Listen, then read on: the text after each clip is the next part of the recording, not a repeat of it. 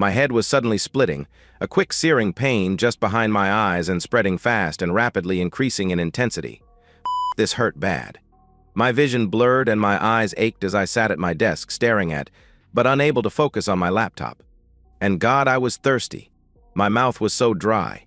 Parts of me felt numb, but I couldn't really tell you which parts, my face and arm. I couldn't be sure. I reached for my beer but missed it and knocked it over. I couldn't process this. It made no sense. And then it all made perfect sense. I was feeling my brain functions slip away one at a time. I was as certain of that as I am of my own name, Jason Black. Often life, the cruel she is, serves us shit sandwiches for lunch, and the twisted thing manages to dupe us so that we always take a bite. Sometimes you get lucky and get away with only taking a small bite. And sometimes you eat the whole thing only to spend years trying to puke it out of your system. At that moment I realized that I had just eaten an entire Dagwood turd special. In a flash, there was a sharp, intense increase in the searing, white hot pain. I lurched forward, vomited, and fell before everything calmed and went black. I'm nothing special. I am slightly above average in looks and intelligence and slightly below average in patience and social skills. I was never a Navy SEAL or black belt in any martial art. My short temper and above average but below genius level intelligence meant that I had enjoyed my fair share of fistfights growing up. I was too intelligent to put up with any shit but not smart enough to walk away from it. I was never on the honor roll. I never started my own company, won the lottery, worked for the mob, or opened a secret bank account in the Caymans. I was never a standout in any way. I married a woman who, like me, wasn't anything overly special. Kathy is attractive, intelligent, and mostly caring. She's not a walking wet dream, overtly flirty, or a s**t. She was attractive enough to me in all of the ways I deemed important. We met, we married, and we had a son. We had our share of ups and downs, and mostly the scales balanced. We worked and saved, we fought and forgave, and we raised our son. We knew balance and chaos in equal measure as only a long-time committed couple can. Sometimes we fought for a good reason, and sometimes we fought because one of us was stupid, selfish, or just plain hard-headed. Sometimes we fought and found a resolution. Often we fought and simply agreed to disagree so that we might live to one day fight again and again. I smoke and drink too much, and Kathy is a little self-centered and the poster child for passive aggression. Kathy argues her passive aggression is a result of my smoking and drinking, and I argue that I drink and smoke because she's so damn passive-aggressive. Round and round, on and on, but somehow it all worked. Somehow we got along, loved one another, and focused on our son, our relationship, and each other. We were happy. Neither of us ever worked out regularly, but we have always been active and reasonably fit. We have always tried to eat well, but we've never said no to a pizza because we worried about saturated fats. Everything is in moderation. No one was ever going to write a love story about us. We were in love with each other but not obsessed with one another. Our bedroom was never on fire. We did what we enjoyed as often as we enjoyed doing it. No more, no less. Early in our marriage, we probably had intimacy 2 or 3 times a week, but we never had any marathon sessions. Once we both got off, that was it until the next time. Neither of us had a ton of experience before we met, but neither of us were virgins. Her number of previous sexual partners was a little higher than mine, but that never bothered me. I had never had trouble attracting women, but I had been choosy about who I shared my bed with. Odd for a young man, I realize, but that is how I was wired. I had to be into you to bed you, so the fact my number wasn't higher was by choice, not circumstance. As I said, Kathy was no so her slightly higher number simply didn't matter. We fit well together, enjoyed one another, and neither felt they were shortchanged. Kathy had a very difficult pregnancy and birth with our son John and was left with a lot of vaginal scar tissue afterward. He was born at just over 10 pounds, which proved a little much for Kathy's 5'3" frame. There was a certain amount of pain involved with intimacy after that, but we managed. After 28 years of marriage, we still made love, but never more than 2 or 3 times a month. Kathy was just as likely to initiate intimacy as I was, and we rarely turned the other down when approached, so I am certain that we had as much intimacy as we each wanted. We were always affectionate with one another, and that never waned. We still frequently held hands out in public or cuddled while we watched a movie. We had a lot in common and a lot of differences. We shared the same values and goals, enjoyed the same music, and while we both enjoyed reading, we never read the same books. Kathy hated television and rarely had the patience to sit through an entire movie, and as often as not we struggled to find something we'd both enjoy. She loved cooking, and while I loathed cooking, I didn't mind cleaning up. We both loved the outdoors and camping, but while Kathy enjoyed bird watching, I wanted to fish or hike. We were alike where it mattered, and our differences allowed us to embrace our individuality. It worked. Becoming parents changed us both for the better. When our son was born, I stretched my patience and worked on developing better social skills, while Kathy became a little less self-centered and tried to be less passive-aggressive where our son was concerned. I joined Scouts with John while Kathy joined the PTA. We all attended church together, and we made sure John was always active, happy, and loved. Kathy was the disciplinarian while I provided measured guidance.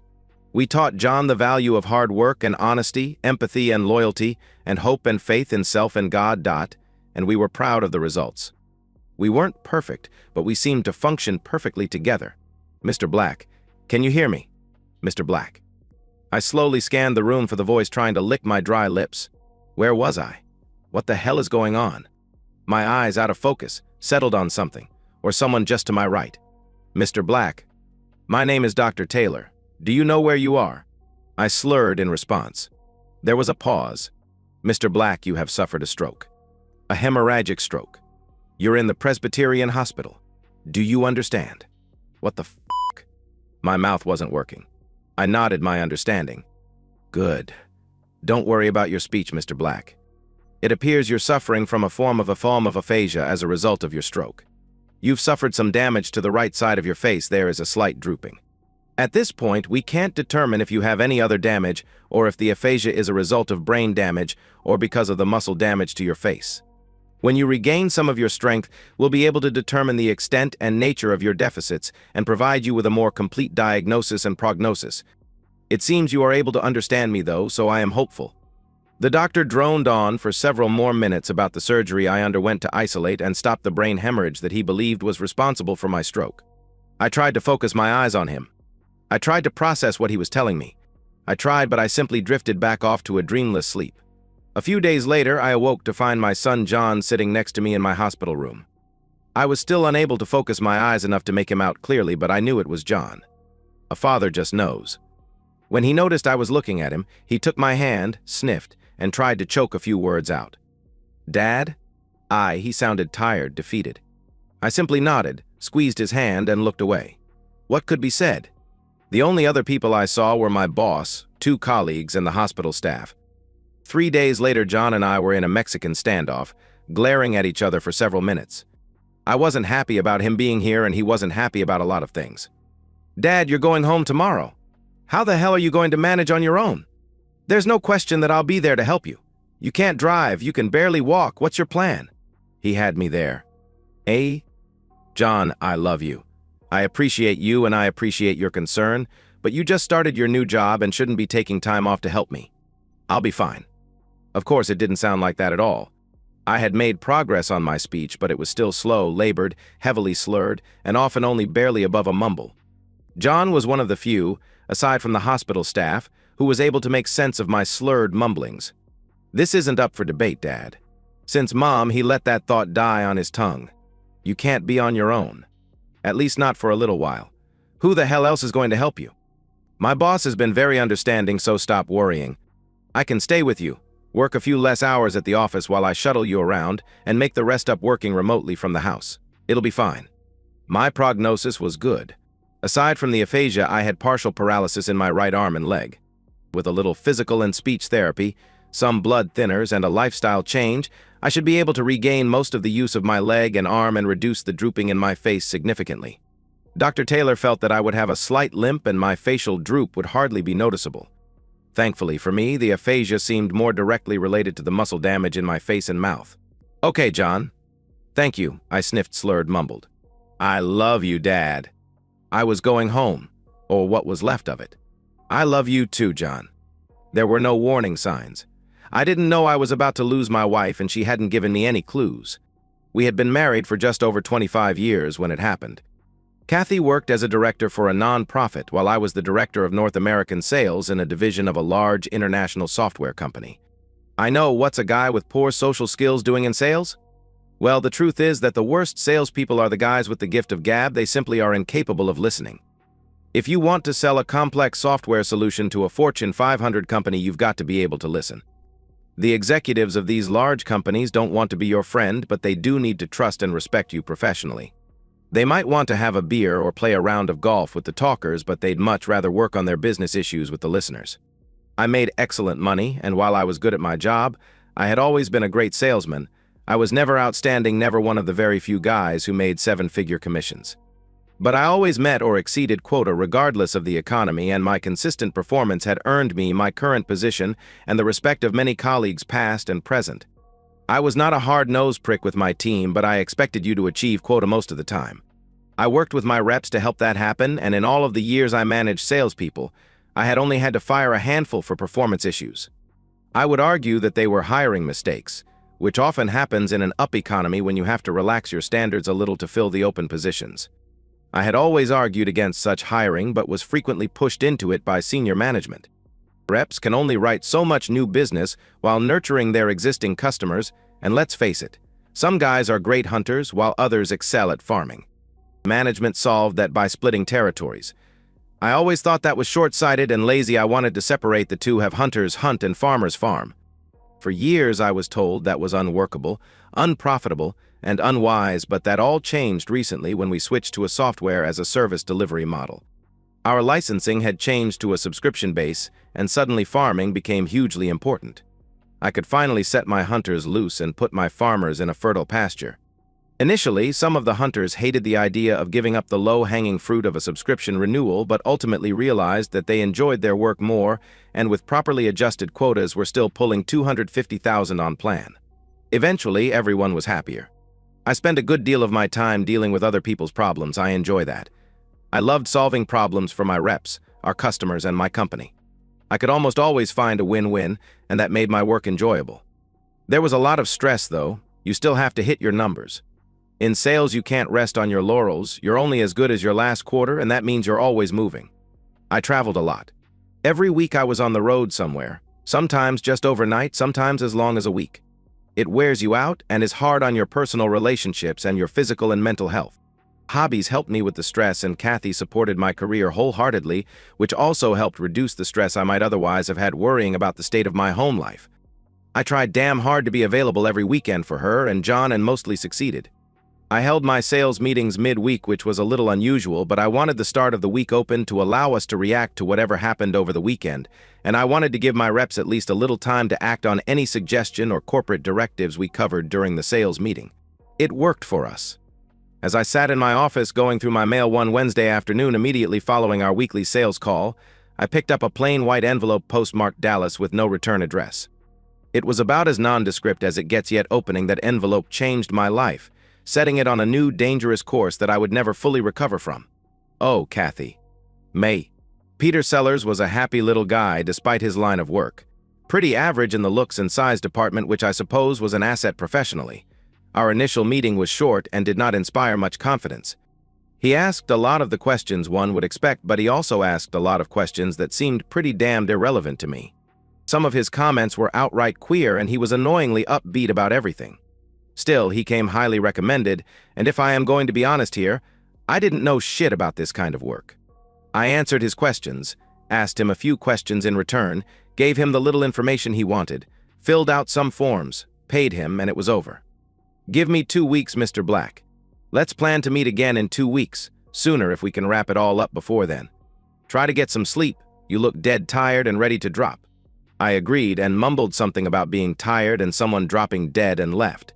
At our second meeting, just under 2 weeks later, I didn't find Peter Sellers such a happy, queer little guy. What a week it had been. We've been so busy at the office these days that I barely have had time to think. I finished my latest project today and was looking forward to a hot bath, a nice meal, and a quiet evening with my husband, Jason. We'd both been working a little harder than usual lately. Our schedules were off and we hadn't had any meaningful interaction for about 2 weeks now, I guess. Usually I don't have to put in the kind of time I have recently and am able to work around Jason's monster schedule, but this project had a tight deadline and Jason seemed even busier than ever. He told me about a delivery of something or other, which meant a reorganization of something that seemed important. Oh, and a new business model of I don't know what, requiring a new success meter or some such. Mostly my eyes glazed over a little when Jason spoke about his work. I don't get technology, it's all so much Charlie Brown's parents to me. But damn, it made him happy, and I loved him happy, so I tried to listen, to understand. I love my husband. I love supporting him and being supported by him. I love our life together and our plans for the future. Jason provided a great standard of living that would allow us to set our sights on an early retirement. We hoped we'd be in a position to enjoy life a little more in just a few more short years. With our son, John, out on his own, our house paid for, we were saving money hand over fist. We often just sat with a glass of wine, well scotch for Jason, and planned our near-term future. It was all so exciting and within grasp that I couldn't help but be supportive of the hours Jason worked to make it happen. God, I loved my man. I wished he'd quit smoking and cut down on his drinking. When you combine that with the stress he was always under, I worried about his health and our future. He always joked that he'd quit smoking when I learned to confront a problem head-on. I had a habit of avoiding conflict and worked through my anger by being passive-aggressive with Jason, using sarcasm like saying just joking after telling him off, or expressing my anger covertly by not sharing with him, withholding intimacy, the silent treatment, or taking pleasure in his mistakes if I was right about something. I told you so. Jason hates that. He's a problem solver, tackling things head-on when they come up. He never puts anything off that needs to be dealt with, and he doesn't shy away from conflict. Instead, he welcomes it as a means to resolution. He will say what's on his mind and hopes the same from me. He doesn't get that, of course, but oh, well, woman's prerogative. I knew Jason would be home this evening. I wasn't sure when, since he often worked late, but he hadn't mentioned any trip, so I was confident we could enjoy a nice evening together. I had stopped on my way home to pick up some things for dinner and found myself humming as I drove the last couple of miles. I was surprised to see Jason's car in the driveway as I pulled up. I tried to remember the last time he beat me home and couldn't. Well, more time to relax together and reconnect. I parked next to Jason, gathered up the groceries, and headed to the front door. As I stepped into the foyer, I called out to Jason but was met with silence. Odd, I thought as I put the grocery bags on the island in the kitchen, calling out his name again as I did so. Still no response. I headed toward our bedroom thinking that perhaps he was in the shower. His suit jacket was on the bed, but Jason was not there. I wandered down the hall to his home office, opened the door, and at that moment my whole world ended. Speech and physical therapy were helping immensely. Just 3 short months after my stroke and I was able to walk and talk again. Sure, I sounded like that Diane lady on NPR, but I could make myself understood, if haltingly. John had been a constant source of strength and encouragement and helped me push my physical limits. He was unhappy though, and I knew we needed to finally talk about it. Time for me to be there for my son, to help him work through this. John, have you spoken with your mother lately? There was a long pause. I loved his mind and never rushed his responses, as I knew they were all well considered. He wouldn't open his mouth till he knew what he wanted to say and how he wanted to say it. It had always driven Kathy a little crazy, but I thought it was strength of character to be admired and encouraged. No, Dad, I haven't. She has emailed me, but I haven't responded. I don't know if I can. I mean, I want to know what happened, but I'm not sure I can forgive her so. She's your mother, John. She loves you. Maybe if you speak with her, you'll be able to find a way to have her in your life in a way you can live with. Maybe not, but avoiding it will only leave you with anger and doubt. There's the kettle calling the pot black. Jesus, Dad, what if I said that to you? John, she married me. She gave birth to you. Those are vastly different animals. Besides, I'm not avoiding her. She knows where I live. For your own sake, try to resolve those issues with her. Let her know how she hurt you so at least you'll feel better. Bottling it up will only hurt you more. I don't know, Dad. Okay, John. Let's you and I talk about it more over lunch. Tell me what's on your mind, ask me questions, pitch a fit. Let's kick this elephant out of the room. I let him stew for a while as I left the room to prepare lunch for us. As I mentioned, I loathed cooking, so meals these days were always pretty simple, but my new diet required a little work. I prepared a nice salad and sliced some apples and pears to go on the side, along with some grapes and nuts. Sometime later, John wandered into the kitchen and sat opposite me at the table, eyeing his salad suspiciously. After several moments of careful inspection of his plate, he picked up a slice of pear and took a bite. I'm proud of you, Dad. You're really sticking to this diet. Another pause and another slow bite of his pear. And then, just barely above a whisper, what happened, Dad? I sighed. This was going to be hard, but it had to happen. Well, I was in my home office when I suffered my stroke. Thankfully, your mother found me unconscious shortly after it happened and called 911. I trailed off looking out into the backyard. I know that Dad, but she was gone before the ambulance arrived. She never went to the hospital. She never came home, Dad. Her husband had just suffered a stroke, and she bailed on him. When you needed her the most, she abandoned you, Dad. What kind of a person does that? John, she did the right thing at that moment. She was the last person I needed then or need now. She has never handled conflict well, so her response doesn't surprise me. Shit, Dad, you having a stroke and needing medical attention is hardly a crisis she should run from. Conflict, John, not crisis. Your mom couldn't handle the conflict that was coming.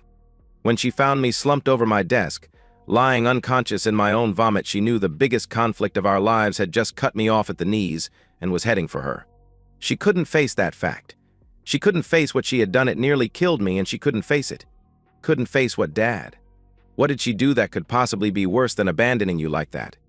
I stared into his earnest, pleading face, sighed deeply, and then I told him. I opened the door to Jason's home office and stared uncomprehendingly at the scene that greeted me. Oh my God! Jason was slumped over his desk, lying in a pool of vomit, unconscious.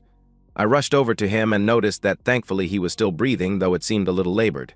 I was crying uncontrollably now, screaming at him to wake up. I shook him, but he refused to wake up. I moved his head so he wasn't lying in his own mess, all the while sobbing and screaming and beginning to hyperventilate. Jason, I kept shaking him. I knew the stress, his smoking and drinking would be his undoing. I was so mad at him. God damn you, Jason, wake up! I punched the back of his shoulder as I screamed and cried. I hugged him then. Jason, please. Then I looked up at his laptop and froze. No, it couldn't be. Jason. My Jason. My rock, the man I love, had collapsed watching a video of me rutting like an animal in a cheap motel room with my coworker, Chris Peters. I did this to him. My head was spinning as a loud buzzing battered my ears. I stood there, frozen, watching and listening to my betrayal. My selfish, stupid betrayal. A betrayal that looked like it nearly killed my husband. I am not certain how long I stood there. I do know that I am more ashamed of what I did next than anything else. Instead of dialing 911 to get help for my husband, who could quite possibly be dying, I ejected the DVD from his laptop and searched his office for any further evidence. I found the investigator report from Mr. Sellers and took both the report and DVD out of the room as I hurried down the hall.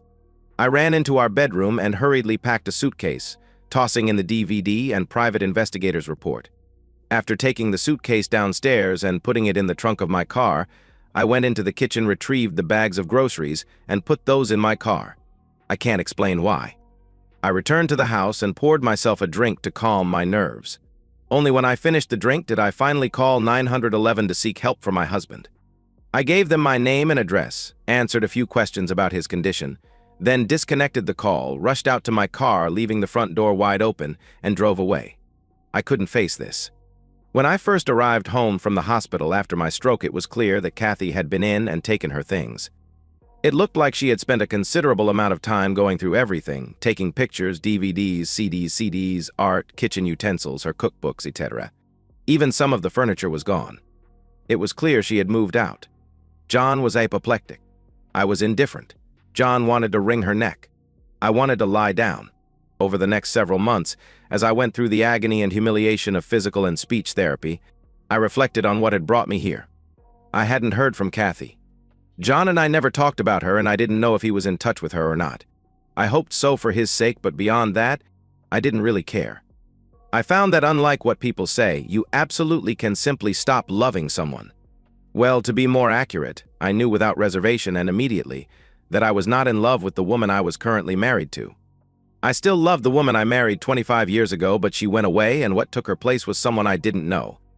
I didn't hate her. How could I? I didn't even know her. No, I was simply and utterly indifferent toward her. She was simply John's mother. I was glad she didn't hang around afterward, that her inability to face conflict or the consequences of her actions made her flee. It would have been tough otherwise. I mean, who wants to have to deal with a complete stranger while they are recuperating from a major medical issue? Certainly not me. No, this was for the best. I hadn't decided when I was going to deal with my marriage yet. When Mr. Sellers first contacted me to tell me that she was indeed cheating on me, I had taken appropriate steps, certain in my course of action and the necessity of acting immediately. I had already contacted an attorney who coached me on the appropriate actions required and/or allowed prior to filing, and I had begun that process. I requested Mr. Sellers send copies of his report, DVD, etc.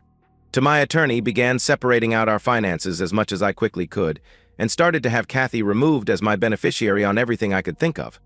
In the meantime, my attorney was preparing the necessary paperwork to begin divorce proceedings.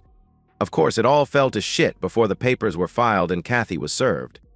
I met with Sellers, picked up my copy of his report and the attendant photos and DVD, and went home to review it all. Knowing your wife is cheating and seeing your wife cheat has significantly different repercussions for your well-being. We all know children die in war zones, and that deeply affects us. But seeing children die in a war zone will have a vastly different impact. Few people survive that intact. Seeing Kathy's betrayal nearly killed me and left me diminished. Yes, I would divorce Kathy. Of that I was certain. Reconciliation seemed absolutely ridiculous. I mean, no one would ever consciously decide to marry someone they know will cheat on them. So why stay married to the same? The only thing I knew about Kathy was that she was a cheat and a coward. Oh, and John's mother. Beyond that, she was a complete stranger. Nope, I was not going to decide to grow old with a cheating coward. Divorce was my only option, but at the moment I had bigger fish to fry. I had to get well, and I had to decide what I was going to do for me moving forward. I still had some physical progress to make, and I had to determine if I was going to return to my stress-filled corporate life or choose another direction. I had hoped to work another 4 or 5 years and then retire. Perhaps I could afford to retire now, albeit in a little less comfort than I had hoped. Perhaps I could start a new career or redefine my position at my company to reduce my stress and travel. I still didn't know. I was eating better and had quit smoking and drinking, though the doctor told me a glass or two every now and again would be fine if and when I was able to come off my current medications. I didn't miss drinking or smoking. A near-death experience will do that for you. My physical therapy was good exercise, and I was also walking quite a bit now. No, the only thing I knew for certain was that I would not allow Kathy's infidelity to define or destroy me. Instead, I determined that I would use it and its aftermath as the motivation I needed to get healthy and be happy. It has been 3 years since that day, the day I found my husband Jason near death because of my selfish stupidity. I have not spoken to either Jason or John since then. John refuses to speak with me, and I am too ashamed to try to contact Jason. He eventually filed for divorce and had me served at work. I didn't fight the divorce, and we mostly split things evenly, if a little in Jason's favor. What did I care, really? Jason eventually threatened the organization I worked for with very bad publicity if they didn't take certain actions. There was a prolonged negotiation, and eventually Chris Peters was fired and the executive director, my boss, was reprimanded. My career with them stalled. During that process, it was discovered that it was Chris who alerted Jason to our affair. Chris and his wife had an open marriage that had caused them to drift apart over the years. He and I used to joke that we were work spouses. He was my work husband and I was his work wife. I never considered this little game dangerous and failed to maintain the appropriate boundaries. Shortly after our physical affair began, my boss caught us together in my office and we were officially reprimanded. In a subsequent email to me, she indicated that inter-office romances, particularly between married staff, were strictly against our code of ethics, and as my boss, she was required to reprimand us and counsel us to stop our affair, as my friend. While she didn't understand why I would want to cheat on Jason with Chris, she understood the allure of an affair, and if I wanted to continue, please keep it out of the office. And so we did. It should have been enough to jolt me back to my senses, but it wasn't. I didn't love Chris, but I did like him. The thing I really liked was the intimacy. He wasn't better than Jason, just smaller. Ever since John was born, intimacy with Jason involves a certain amount of pain. He may be the high end of average. If I had to guess, I'd say maybe 7 inches long and 5 inches around.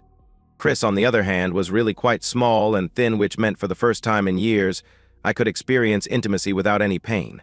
And that was the end for me. Chris began to fall in love with me and often talked about leaving our spouses to be together. I shut that down immediately. I would never leave Jason. I loved him. I told Chris that while I was very fond of him, I didn't love him. I really tried not to mention that what I really liked was his small penis, but he pressed me to the point I finally confessed. He was not happy at all, and so he hoped exposing me to Jason would result in my divorce and hurt me a little for insulting his manhood. He mailed copies of our reprimand and the email my boss sent me to Jason. That led Jason to hire a private investigator, and well, here we are. Of course, after I found Jason near death and fled, I couldn't bring myself to continue my affair with Chris, and when I found out that he had exposed our affair to Jason, I slapped him hard and have not spoken to him since. I have tried to reconnect with my son, John, but he refuses to have anything to do with me. He was married about 4 months ago, and I was devastated to discover that only after the fact. Not only did he not invite me, he didn't even tell me. I know my abandoning Jason really hurt John. I think if it was just the infidelity, he and I would still have a relationship. It would have been strained and certainly not as close as it once had been, but we would nonetheless be on speaking terms. Abandoning Jason meant there was no forgiveness for me from John. I knew he would never be able to get past that, and that is my greatest regret. Sure, I wish I hadn't cheated and I really dodged a bullet when Jason lived. I still can't believe I waited all that time to call 911. I still have sleepless nights when I think about that. No, my inability to face what I had done and what that had done to Jason was the death of my relationship with my son. Jason probably expected no less. He knew me well as I knew him. I knew that my infidelity would end our marriage. I knew Jason could not tolerate it. Oh, he's not an ass. If it had been a drunken one-night stand, he would probably have gotten over it. It would have seriously damaged his faith and trust in me, but it would not have killed our marriage. But a 14-month-long affair? No, there was no coming back from that. Jason knew it, I knew it. We were done. And not only had I killed our marriage, but those same actions also almost killed the man I loved. If that wasn't enough, my delay in calling 911 could have finished the job my infidelity hadn't quite accomplished. There was simply no way for me to face Jason after that, and I never tried. I keep tabs on him. Well as I can. He seems to have mostly recovered from his stroke and quit his job. Apparently, after he sold our house, he bought an RV and spent his time traveling between state and national parks, working as a sort of park ambassador in exchange for a little cash and housing. I guess he's finally quit smoking and drinking. His stressful job is gone, and he's traveling the country experiencing all of the great outdoors this country has to offer. God, I wish I was with him. I am happy for Jason. I miss him and my son John terribly. I still hold out hope that John and I will one day reconnect, but I pray Jason never has to see me again. I owe him at least that. And that's the end of today's story. If you enjoyed it, please give this video a thumbs up and drop a comment below. Your support helps the algorithm push my content further. If you're new to the channel, don't forget to hit that subscribe button. It really helps me keep creating more stories for you. Thanks for watching, and I'll see you in the next one.